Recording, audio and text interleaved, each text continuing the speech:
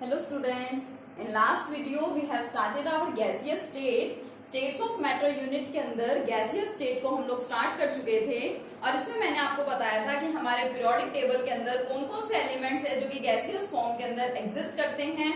साथ ही में मैंने आपको गैसेस की कुछ प्रॉपर्टीज भी बताई थी। चलिए आज स्टार्ट करते हैं अपना नेक्स्ट कंसेप्ट। नेक्स्ट कंसेप्ट में हम लोगों को क्या पढ़ना है, द मेजरमेंट ऑफ, कुछ इंपॉर्टेंट टर्म्स हैं गैस या गैसियस स्टेट से रिलेटेड, उनकी हम लोगों को मेजरमेंट करनी है। That is measurement of mass, volume, temperature and pressure. Measurement of mass, volume, temperature and pressure. हम लोगों को देखना है कि हम लोग mass, volume, temperature and pressure gaseous state के लिए किस तरीके से फाइंड करते हैं, क्या क्या यूनिट्स होती हैं, क्या एसआई यूनिट है या उसके अलावा और अदर यूनिट्स कौन कौन सी है जिसमें हम लोग mass, volume, temperature and pressure को मेजर करते हैं। तो सबसे पहले बात करते हैं मास की। अगर सबसे पहले मास की यूनिट की बात की जाए so it's SI unit is kilogram. हम सबको पता है इसकी यूनिट क्या होती है, किलोग्राम होती है। लेकिन जरूरी नहीं है कि हमें हर सब्सटेंस का मास, सब्सटेंस मतलब यहाँ पे हम लोग गैस की बात कर रहे हैं, तो जरूरी नहीं है कि हर एक गैस का मास हम लोग किलोग्राम में लें, हम लोग ग्राम में भी ले लेते हैं। ठीक है, किलोग्राम एंड ग्राम में रिलेशन होता है, तो मीन्स मेन यूनिट हमारी जो एसआई यूनिट है दैट इज किलोग्राम, उसके अलावा हम लोग ग्राम में भी मासेस को ले सकते हैं। बस हमें इन दोनों का कन्वर्जन आना चाहिए। We know very well that 1 kilogram is equal to 1000 gram. ठीक है, जो न्यूमेरिकल्स होते हैं उन न्यूमेरिकल्स में इन रिलेशंस का यूज होता है, बाकी और कुछ भी इसमें खास नहीं है। यूनिट हमें ध्यान हो, kilogram is the SI unit and other unit is the gram and we can convert these into one another. एक दूसरे में हम इनको क्या कर सकते हैं, यूनिट्स को कन्वर्ट करा सकते हैं। अब देखिए, अगर मान लीजिए आपको गैस का मास फाइंड आउट करना है तो आप किस तरीके से फाइंड करेंगे। मान लीजिए मैंने आपको कहा कि मेरे पास एक कंटेनर है, आई हैव अ कंटेनर, और इसके अंदर मैंने यहाँ पे शो किए, देखो बच्चों, गैस के पार्टिकल्स। गैस के जो पार्टिकल्स हैं ये क्या है, these are far away from each other. हम सबको पता है कॉन्स्टिट्यूएंट पार्टिकल्स गैसेस में किस तरह से होते हैं, एक दूसरे से बहुत दूर दूर प्रेजेंट होते हैं। These are far away from each other. इनके बीच में जो फोर्सेस ऑफ अट्रैक्शन है वो बिल्कुल क्या होते हैं, नेग्लिजिबल होते हैं, ना के बराबर होते हैं। इनके अंदर कोई फोर्सेस ऑफ अट्रैक्शन नहीं है, या हम यूं कहते हैं कि नेग्लिजिबल है, क्योंकि कॉन्स्टिट्यूएंट पार्टिकल्स एक दूसरे से बहुत ज्यादा दूर दूर है। अब मैं आपको कहूं कि मुझे जो भी यहाँ पे इस कंटेनर के अंदर गैस प्रेजेंट है, I have to find out the mass of that gas. जो भी गैसियस सब्सटेंस यहाँ इस कंटेनर में है, मुझे उसका मास फाइंड आउट करना है, चाहे ग्राम में हो चाहे किलोग्राम में हो, but main point is that I have to find out the mass of this gaseous substance. तो हम लोग क्या करेंगे, अगर मैं आपको कहूं कि ये मेरे पास एक सॉलिड है, इसका मुझे मास फाइंड आउट करना है, तो मैं इजीली फाइंड आउट कर सकती हूँ। ये मेरे पास एक सॉलिड है, बोर्ड है, इसका मुझे मास फाइंड आउट करना है, तो मैं इसका मास भी इजीली फाइंड आउट कर सकती हूँ। But what about the gaseous substance, मैं गैस के पार्टिकल्स को ऐसे हाथ में तो ले नहीं सकती, ठीक है, कि फिर मैं उनका इजीली मास फाइंड आउट कर लूं, नहीं, इट इज नॉट पॉसिबल। पता है हम सबको कि ये पॉसिबल नहीं है। तो फिर बच्चों यहाँ पे क्या किया जाता है, देखिए, हम लोग सबसे पहले मास फाइंड करते हैं, मास ऑफ द कंटेनर। जो हमारे पास में कंटेनर है, ठीक है, mass of the container containing gas. अगर मैंने आपको कहा कि ये मेरे पास एक कंटेनर है और इस कंटेनर के अंदर कोई गैसियस सब्सटेंस प्रेजेंट है, तो मैं इस कंप्लीट कंटेनर का मास फाइंड करूंगी अलोंग विद द गैस। मान लीजिए यहाँ पे मास ऑफ द कंटेनर क्या है, m है, mc ले लेती हूँ। चलिए, मास ऑफ द कंटेनर और साथ में मुझे क्या मिला, mass of the gas, mg मैंने ले लिया। मैंने यहाँ पे क्या फाइंड किया है, ये फाइंड किया है कंटेनर का मास है प्लस साथ में किसका मास है, यहाँ पे गैस का मास है। ठीक है, अब मैंने क्या किया, अब मैं सेकंड स्टेप पे क्या करूंगी, अब मैं इस कंटेनर को एम्प्टी कर दूंगी। इसके अंदर जितने भी गैसेस पार्टिकल्स प्रेजेंट है, मैं उन पार्टिकल्स को यहाँ से रिमूव कर दूंगी और फिर क्या करूंगी, I will find out the mass of empty container. First step पे मैंने mass of the container containing gas, इसका मैंने मास फाइंड आउट किया। सेकंड स्टेप पे मैंने फाइंड किया mass of the empty container, and मान लीजिए ये क्या था, mc था। ठीक है। अब मैं क्या करूंगी, दोनों को मैं सब्ट्रैक्ट कर देती हूँ। क्यों? क्योंकि मुझे सिर्फ ये चाहिए, मास ऑफ द गैस, मुझे मास ऑफ कंटेनर की कोई रिक्वायरमेंट नहीं है। तो मैं फर्स्ट एंड सेकंड इक्वेशन को क्या कर देती हूँ, सब्ट्रैक्ट कर देती हूँ। तो देखिए मुझे क्या मिलेगा, फर्स्ट इक्वेशन में था mc प्लस mg माइनस मेरी सेकेंड इक्वेशन, तो ये दोनों कैंसिल आउट हो गए और फाइनली मुझे क्या मिल जाएगा, mass of the gaseous substance. तो सिंपल सा मेथड है, सबसे पहले हम लोग कंटेनर का मास फाइंड करें जिस कंटेनर के अंदर गैसियस सब्सटेंस प्रेजेंट है। तो कंटेनर का मास आ जाएगा along with the mass of the gas, लेकिन मुझे कंटेनर का मास नहीं चाहिए। फिर मैंने सेकंड स्टेप पे क्या किया, मैंने कंटेनर को एम्प्टी कर दिया, गैसियस पार्टिकल्स, गैसियस सब्सटेंस वहां से निकाल दिए बाहर कंटेनर में से, सिर्फ मेरे पास एम्प्टी कंटेनर बचा है और फिर मैंने उसका मास यहाँ पे क्या कर लिया, फाइंड आउट कर लिया और फिर इन दोनों को क्या किया, सब्ट्रैक्ट कर दिया। तो एट लास्ट मुझे यहाँ पे क्या मिल गया है, देखिए mass of the gaseous substance. ठीक है, तो इस तरीके से हम लोग क्या कर सकते हैं, इजीली मास की मेजरमेंट कर सकते हैं, मास को फाइंड आउट कर सकते हैं। और मास की यूनिट्स मैं आपको बता ही चुकी हूँ, किलोग्राम एंड ग्राम। किलोग्राम क्या है, इसकी एसआई यूनिट है और ग्राम भी एक अदर यूनिट है मास की। इन दोनों को हम लोग एक दूसरे में क्या कर सकते हैं, इंटर कन्वर्ट कर सकते हैं। So this was all about the mass of the gaseous substance. चलिए नेक्स्ट बात करते हैं अब इसकी वॉल्यूम की। देखिए बच्चों, नेक्स्ट बात करनी है मुझे वॉल्यूम की। तो देखिए सबसे पहले वॉल्यूम होता क्या है, किसे आप लोग वॉल्यूम बोलते हैं, the space occupied by any substance, space occupied by any substance, कोई भी सब्सटेंस जितना स्पेस ऑक्यूपाई करता है वो उसकी वॉल्यूम होती है। और मैं यहाँ पे किसी भी सब्सटेंस की बात नहीं कर रही, I am talking here about the gaseous substance. तो यानी वॉल्यूम क्या है, the space occupied by the gaseous substance. कोई भी गैसियस सब्सटेंस कितना स्पेस ऑक्यूपाई कर रहा है वो उसकी क्या होती है, वॉल्यूम होती है। एसआई यूनिट वॉल्यूम की क्या है, मीटर क्यूब।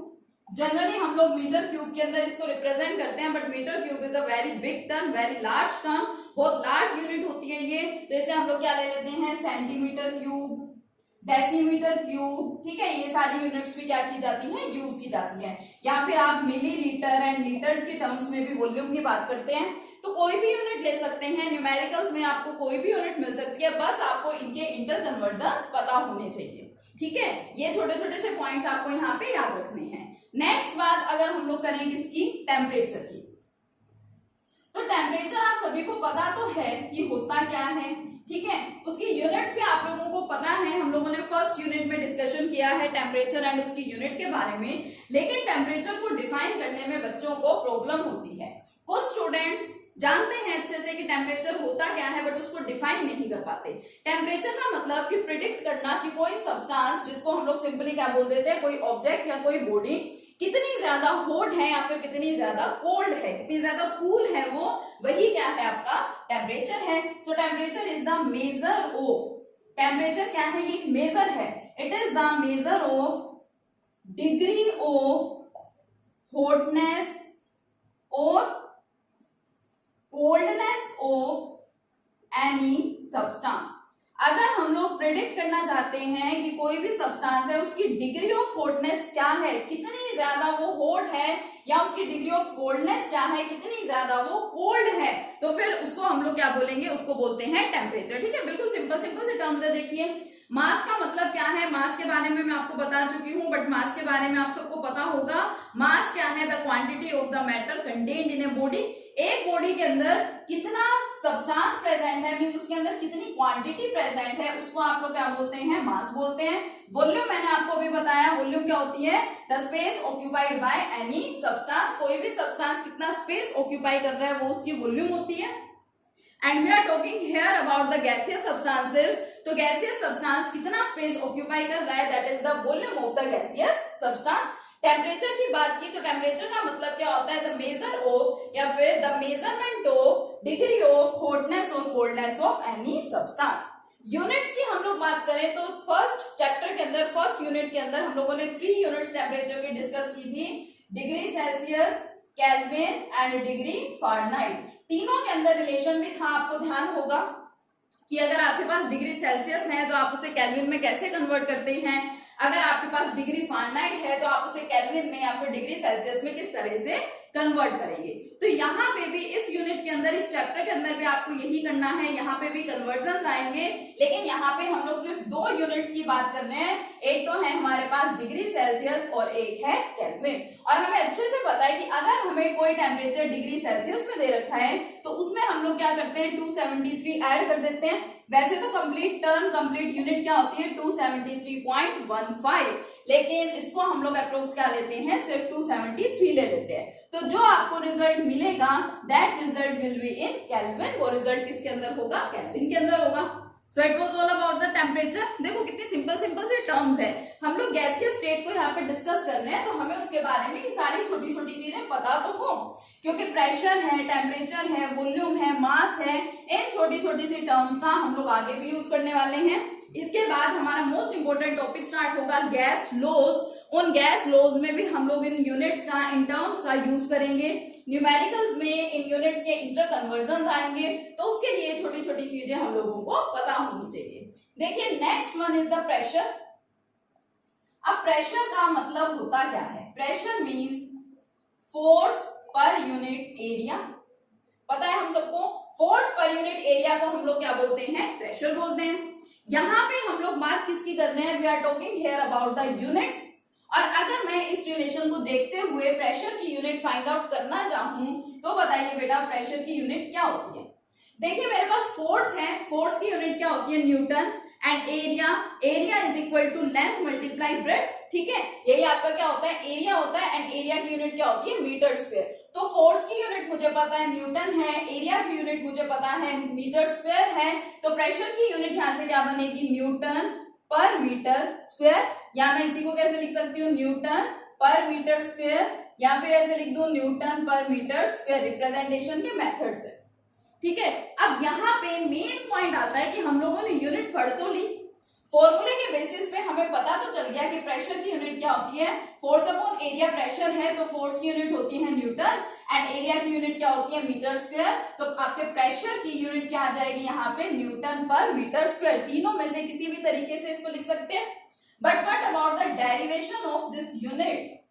ये जो मैंने यहाँ पे यूनिट लिख दी है Newton per metre square, actual में ये यूनिट आई कहां से है, एक्चुअल में जो आपका 1 न्यूटन है, 1 न्यूटन किसके इक्वल होता है, ये सारी छोटी छोटी चीजें हमें पता होनी चाहिए। क्योंकि आपको अच्छे से पता है कि हम लोगों के पास ऑब्जेक्टिव क्वेश्चन आते हैं, एमसीक्यूज होते हैं, सिंपल सिंपल 1 मार्क के जो क्वेश्चन आते हैं उसमें ये सारी चीजें पूछी जा सकती है कि 1 न्यूटन किसके इक्वल है।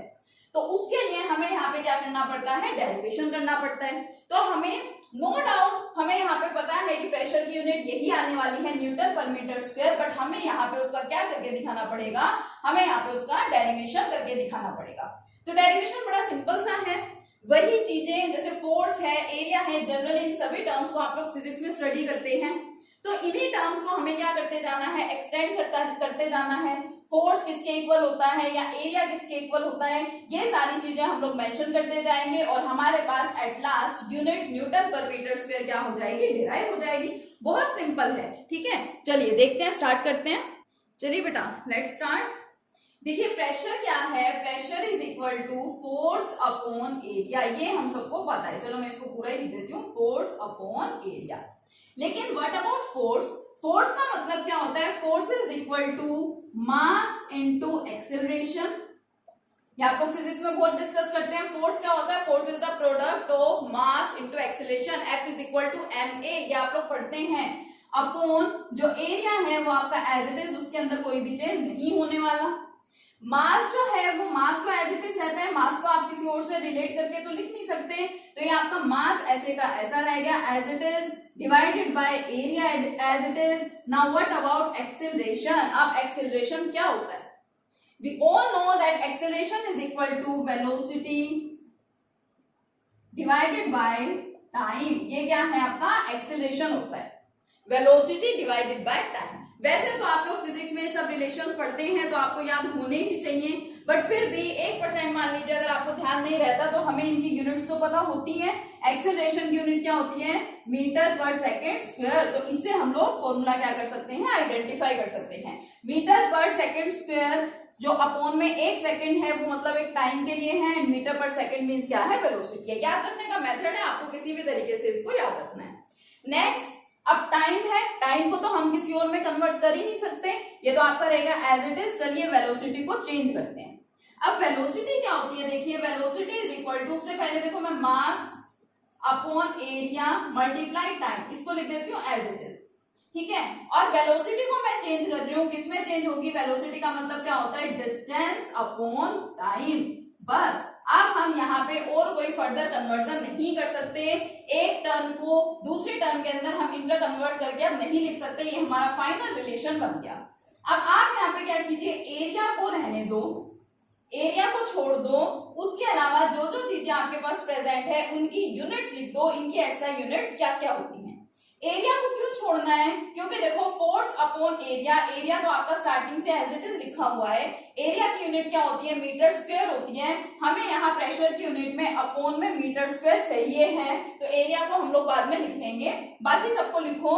मास का मतलब, मास की यूनिट क्या होती है, किलोग्राम, डिस्टेंस की मीटर, अपॉन एरिया आपका as it is, multiply time, multiply time, time की यूनिट क्या है, सेकेंड, तो यहाँ पे क्या हो जाएगा, सेकेंड स्क्वायर, या इसकी यूनिट भी चलो मैं लिख ही देती हूँ कि एरिया की यूनिट क्या होती है, मीटर स्क्वायर, ठीक है। लेकिन यहाँ पे फिर ये ध्यान रखना, ये मीटर स्क्वायर एंड ये मीटर आपको कैंसिल आउट नहीं करना है। अब जो हमारा ये बच गया, ठीक है, क्या बचा है हमारा, kilogram metre per second square, actual में this is equal to the newton, 1 newton is equal to 1 kilogram metre per second square, ठीक है। यूनिट्स का डेरिवेशन है, बहुत इजीली हो जाता है अगर हम लोगों को ये सब फॉर्मूलाज पता है तो ये जो kilogram metre per second square है, इसका मतलब तो होता है न्यूटन, और अपॉन में मीटर स्क्वायर क्या रह गया, एज इट इज रह गया। तो प्रेशर की यूनिट यहाँ पे क्या बन गई है, the unit of pressure is equal to newton per metre square. इस तरीके से हम लोग क्या कर सकते हैं बेटा, प्रेशर की यूनिट को डिराइव कर सकते हैं, ठीक है। तो हम लोगों ने यहाँ पे क्या किया, मेजरमेंट किया किस किसका, मास, वॉल्यूम, टेम्परेचर एंड प्रेशर का, किसके लिए, ये सब हम लोगों ने पढ़ा, गैसियस स्टेट के लिए। नेक्स्ट लेक्चर में हम लोग स्टार्ट करेंगे अपना एक नया कंसेप्ट, वो नया कंसेप्ट क्या है, वो मोस्ट इंपोर्टेंट कंसेप्ट है गैस लॉज, कि जो भी हम लोग गैसियस सब्सटेंसेस की बात कर रहे हैं, वो सारे गैसियस सब्सटेंसेस कुछ पर्टिकुलर रूल्स को, कुछ पर्टिकुलर लॉज को फॉलो करती हैं, जिनको बोला जाता है gas laws. Most important topic है गैसियस स्टेट का, बहुत सारे लॉज हैं हमारे पास, और उनसे रिलेटेड हमारे पास क्या है, न्यूमेरिकल्स है। तो आज के लिए इतना ही काफी है, नेक्स्ट लेक्चर में मिलेंगे नेक्स्ट कंसेप्ट के साथ। Okay, thank you.